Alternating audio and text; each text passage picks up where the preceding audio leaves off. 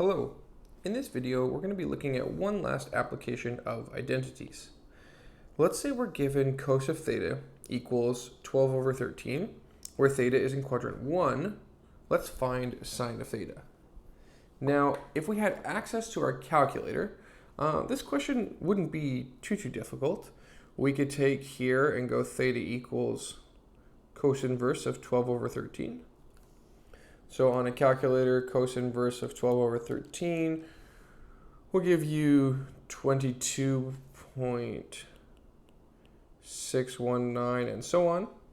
We'd want to keep all those decimals on our calculator, and then we would calculate sine of 22.619 ...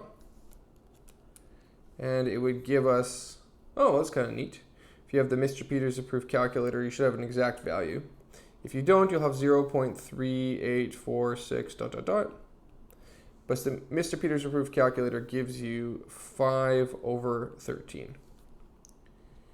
Now, there's a couple of things I want to note here. First off, it should be a little sus that we have a 13 here and a 13 here, and that we have an exact value at all.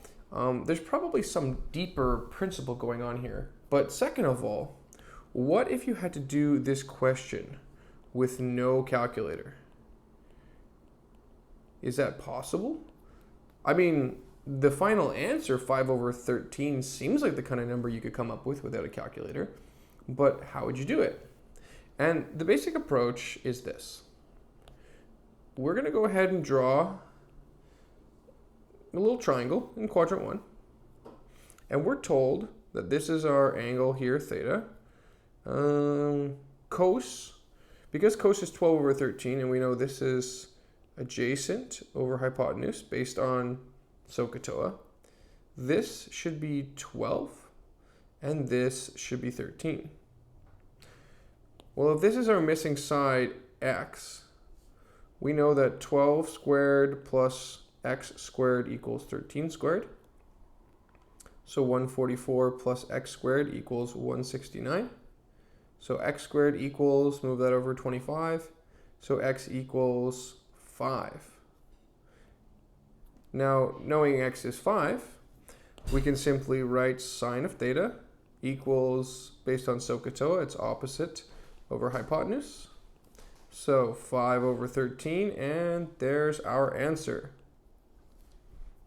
So the 5 over 13 that we do with no calculator, it is possible. We can come up with that answer relatively simply by simply drawing a diagram and using Pythagoras. Now, we need to make this a little more challenging because given cos theta, finding sine theta is not horribly difficult. But what if we were given cos theta and instead we were asked to find sine of 2 theta? Well, this gets a lot more interesting. Now again, remember, we're given the fact that cos theta equals 12 over 13. And we're told that theta is in quadrant 1. Now again, for fun, we can try that whole calculator thing, right? Do cos inverse of 12 over 13. Go ahead and get some bizarre decimal number. Then times that by 2. So you get your 22.61 ... Then you multiply by 2. And you get 45.239, because that's 2 theta. And then you just take sine of that thing. So sine of 45.239 ... Oh, weird. 120 over 169, another exact value. Now again, if you're using a random calculator, you might have 0.710059, but if you have the Mr. Peters approved calculator, you should get 120 over 169, which again is kind of suspicious because that's an exact value. How did we get that? This is with our calculator, but could we do it again with no calculator? Well, let's go ahead and draw that diagram. Put that triangle there. We've got 12. We got 13, we got 5. But the thing is, we're not asked for sine of theta, we're asked for sine of 2 theta. And this diagram just has a theta. 2 theta would almost mean like you got to take this triangle and, I don't know, draw another triangle. Doesn't really make sense. So what we do is the following. Sine of 2 theta is kind of a lost cause. But because of identity, sine of 2 theta is the same as 2 times sine theta cos theta. Well, that's just brilliant, because sine of theta is 12 over 13. Cos of theta, based on the triangle, sine of theta is 5 over 13. Yeah, because this is going to be opposite, adjacent, and hypotenuse. Okay, there we go. So sine of theta is 5 over 13. Cos of theta is 12 over 13. You can either read that off the triangle, or you could just remember that's what the value is right here.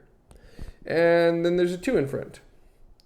So 2 times 5 is 10, times 20 is 120, and 13 times 13 is 169. And there's our value. All right, I think we're really rocking now, so it's time to find cos of 2 theta. Again, we're starting with cos theta equals 12 over 13. That's what's been given. You need to find cos of 2 theta. And I'd encourage you, try it on your own, try it on a calculator, see what you come up with.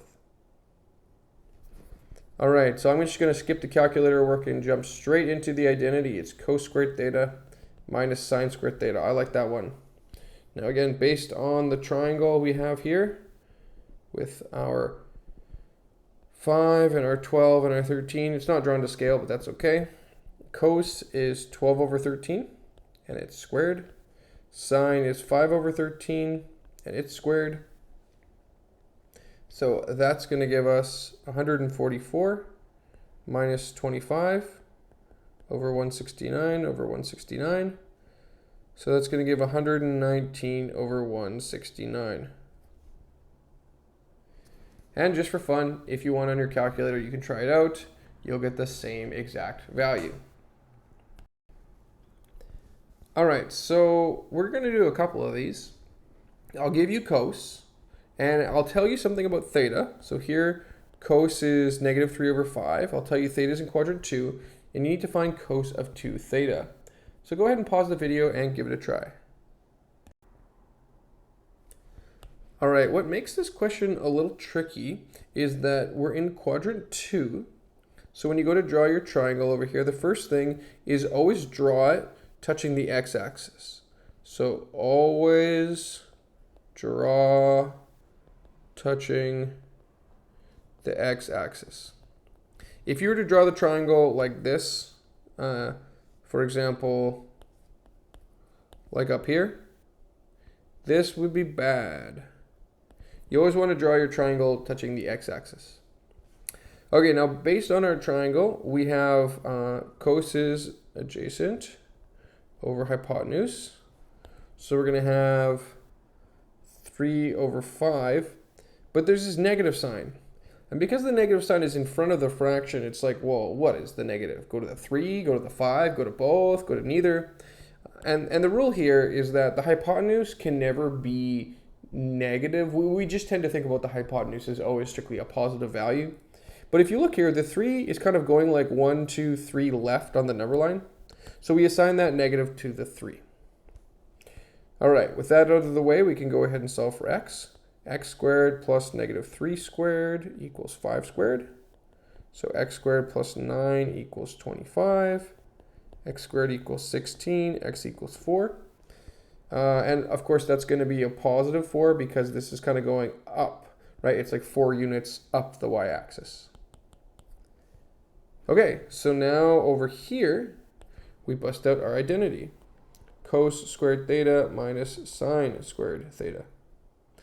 Now, cos squared theta is going to be negative 3 over 5 squared. Sine is going to be 4 over 5 squared. That's going to give us 9 over 5 minus 9 over 25 minus 16 over 25. So that's negative 7 over 25. All right. Let's try another one. Sine of theta is negative 4 over root 19, where theta is between pi and 3 pi over 2. You need to find tan of 2 theta. So pause the video and give it a try. just as a hint right here, to be between pi and 3 pi over 2, my hint is that this means you're in quadrant 3. All right, assuming you gave it a try, we've got ourselves a triangle that we're going to draw in here. Remember, always draw that triangle touching the x-axis. Sine is opposite, so 4, hypotenuse, root 19. And stick that negative with the 4 because it's clearly going down. Now we've got to solve for x. X squared plus negative 4 squared equals root 19 squared. So x squared plus 16 equals 19. The square and square root disappear. Now we get a 3, so x equals root 3. And based on the diagram, I think this is actually a negative root 3 because we're going left. Okay. Let me just move that over a bit. Negative root 3. Okay, now we need to find tan of 2 theta. So that means that we're going to use the tan formula. So what is the tan identity? If you take a look at your formula sheet for tan 2 theta, it should be 2 tan theta over 1 minus tan squared theta. Now just based on our little diagram here, we could come up with tan theta. Tan theta is going to be, again, opposite over adjacent, right? Think TOA. So negative 4 over negative root 3, which is 4 over 3. Sorry, 4 over root 3. And just as a good check, if you use the cast rule, right? Tan is supposed to be positive in quadrant 3, which it definitely is, as positive 4 over root 3. So here we go ahead and plug it in. 2 times 4 over root 3 divided by 1 minus 4 over root 3 squared. So this is 8 over root 3 divided by 1 minus 16 over 3. So now it's just a matter of working on the messy fraction. This will be 8 over root 3. Common denominator here. So multiply by 3. That'll give you 3 minus 16 over 3. Gonna need a bit more space here. That's gonna give me 8 over root 3 over negative 13 over 3. So 8 over root 3 times, flip and multiply.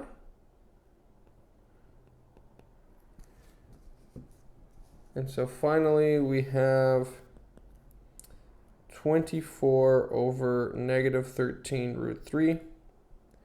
Although to be totally honest, I do like rationalizing.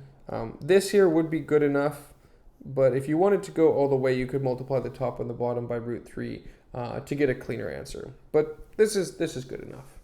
So we have 24 over negative 13 root 3 as our final answer. Now let's try something with those alpha and beta identities. What if I tell you that sine of alpha is negative 4 over 5 in quadrant 3, and cos of beta is negative 12 over 13 in quadrant 3? Could you determine sine of alpha minus beta? Again, I'd encourage you to go ahead and pause the video, try that identity, and see what you come up with. All right, so we have sine alpha cos beta minus cos alpha sine beta. That's like your classic identity. And we know some of these terms, right? Sine of alpha is right here. And cos of beta is right here. So 2 of the 4 terms are already known to us. We could write negative 4 over 5. And we could write negative 12 over 13. We're kind of like halfway there. But the problem is the other 2 terms we don't have. We have sine alpha, but we don't have cos alpha. We have cos beta, but we don't have sine beta. Which means we're going to need to do what we did in that very first example, but twice. We're going to need a little alpha triangle, and we're going to need a little beta triangle. So the alpha triangle and beta triangle are both in quadrant 3, so that's kind of nice.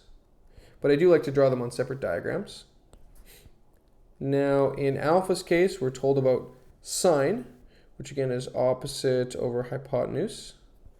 So opposite 4, hypotenuse 5, stick that negative in front of the 4. Then we have to solve for x. I'm just going to tell you that this is -3.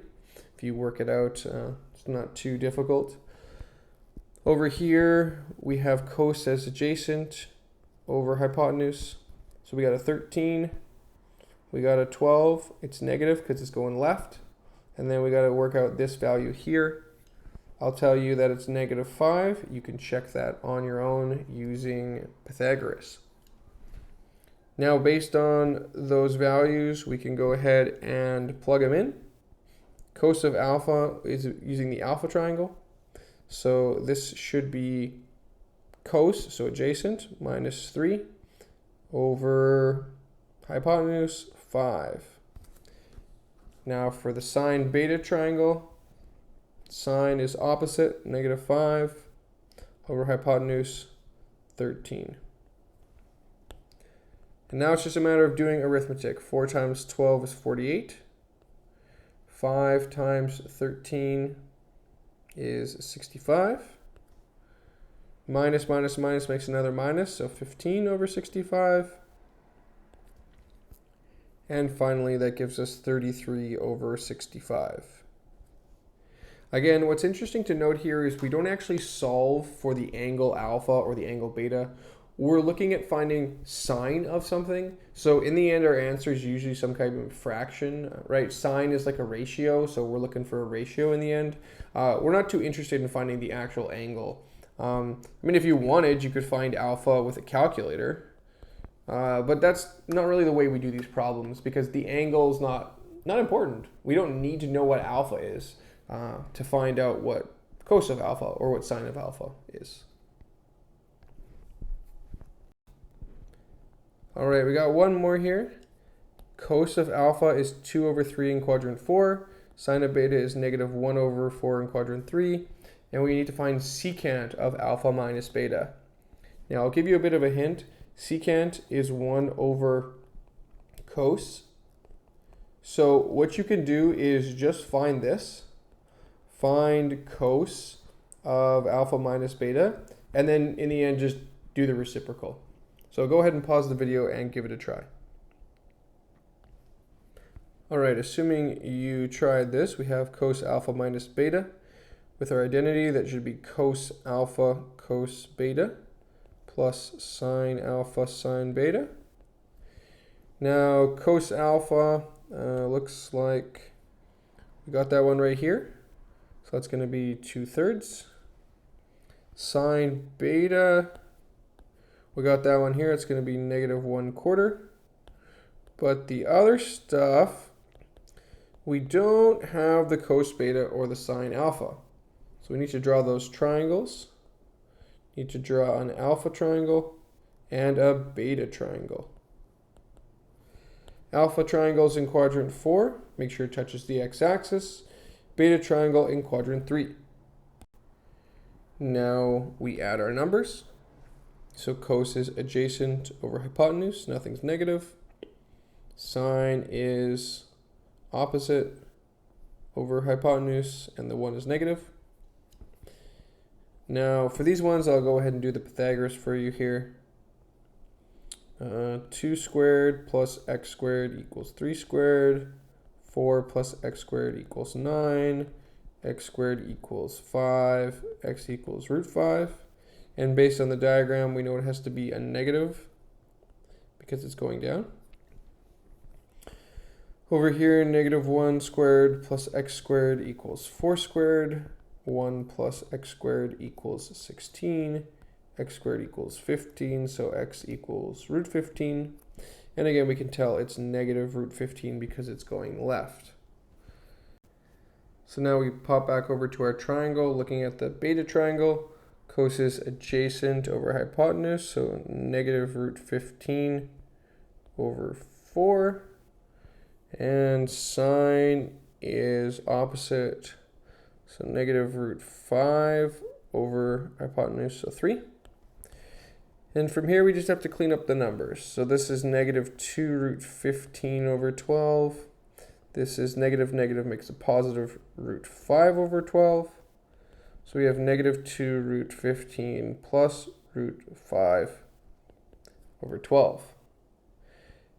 And then we just flip it. So the final answer, secant of alpha minus beta, is just 12 over negative 2 root 15 plus root 5.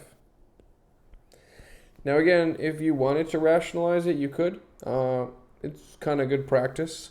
So in the end, if you rationalize, and this sometimes helps if you're just comparing your answer with something online or in a worksheet, sometimes the answers are rationalized there.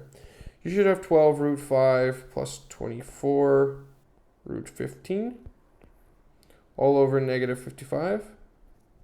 But remember, this answer over here is good to go. You don't have to rationalize on the final exam. Now, just for some notes here, I'm not always sure what to call these, but I kind of think of them as problems using trig identities. And the main thing here is that there's a difference between solving for sine theta versus theta. Because sine theta is going to be a ratio, like your answer might be like 3 over 5, but theta is going to be like a degree, like an angle, and it's going to be like 67.231 degrees. And so to find this weird theta, this is going to need for sure a calculator. Unless it's a unit circle angle, you're going to need a calculator. But this kind of thing can be solved with triangles / Pythagoras / trig identities.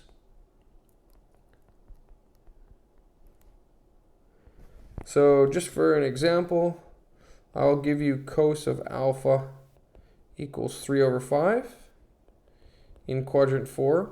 And I have to tell you which quadrant because you need to be able to draw the triangle properly. That's why I tell you.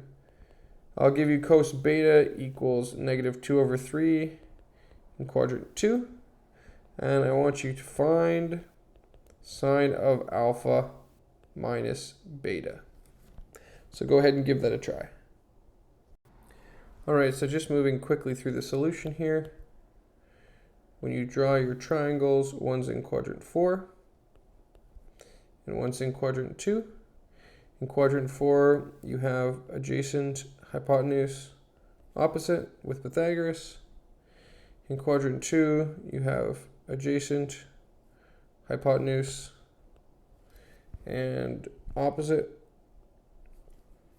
So that gives you sine of alpha minus beta equals sine alpha cos beta minus cos alpha sine beta. So if this is your alpha triangle, this is your beta triangle. This is going to be negative 4 over 5, negative 2 over 3, minus 3 over 5, root 5 over 3. So that's 8 over 15 minus 3 root 5 over 15. So 8 minus 3 root 5 over 15. Now for another example, you can try one in Unit 7, Worksheet 7. And for any things to remember, the main thing that I would say is that you need to make sure your triangles are on the x-axis. And of course, don't forget SOHCAHTOA. So long as you keep those two things in mind, you should be all right. Now I have just one last thing to look at. Now we didn't talk a lot about it, but if you see a sine 3x, you might think to yourself, well, I don't have an identity for that. And what if somebody asked you to prove this identity, that sine of 3x is equal to 3 sine x minus 4 sine cubed? It might seem impossible, but the key is to think of 3x as 2x plus another x. And if you do that, you can do the sine alpha beta. So sine 2x cos x plus cos 2x sine x. Now this move is quite good. It allows you to turn the sine 2x into a 2 sine x cos x, of course with another cos x there. And we could turn the cos 2x into a 1 minus 2 sine squared x. You'll see why I'm going for that one in a moment. This will be 2 sine x cos squared x. If we expand this, we'll have sine x minus 2 sine cubed x. We need 4 sine cubed x, so we're getting there. Finally, let's go ahead and take this cos squared, and we'll write this as 1 minus sine squared. Notice everything on the right-hand side here has all sines, so we're trying to get rid of any coses. 2 sine x minus 2 sine cubed. Then we expand this, so 2 sine x minus 2 sine cubed x plus sine x minus 2 sine cubed x. Oh, we got 2 sine x and another sine x. So this term and this term make 3 sine x. And then the rest of it is a 4 sine cubed x. Left-hand side equals right-hand side. So again, like in identities, there's a lot of different techniques, a lot of things you can try.